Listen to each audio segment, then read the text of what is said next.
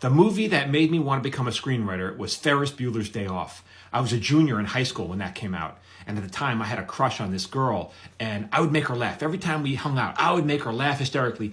Then she'd go home and have sex with her boyfriend. So, worked out great. One day she calls me up. She goes, hey, me and my friends, we're going to go see Ferris Bueller. You want to come? I'm like, sure. I didn't even know what the movie was. I just wanted to be within 3 feet of her. I'm watching the movie. The movie is so amazing. Each scene was so funny and could stand on its own. Like you could give each scene to someone and say, hey, watch this. And they go, wow, this is funny. I want to watch more. They get it. And I was so enraptured in it. And then at the end of the movie, I was like, that's it? It's over? There's no more? Then suddenly Matthew Broderick comes out in a towel and he goes, that's it. Go home. That's it. Go. And I'm like, oh my God, he's talking to me.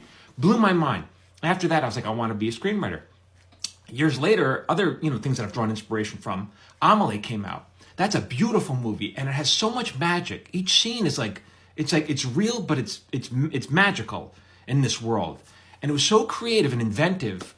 When it came time to write commercials for my wife owned a line of girls' clothing called Twirly Girl, and so I wrote a bunch of commercials for that. And I was just drawing inspiration from that. And I was like, well, how in my world, how can I put ordinary things and make them magical? And so here's an example of that. I'll show you at the end. But basically, my point is you can just draw inspiration. You put enough of yourself into it, and then you're just doing your version of that. I do the same thing with David Sedaris. I love his work, personal essays, and mine, A Paper Orchestra. It's the same kind of thing. I'm just drawing inspiration. If you put enough of yourself into it, no one thinks you're copying because you're not. It becomes original.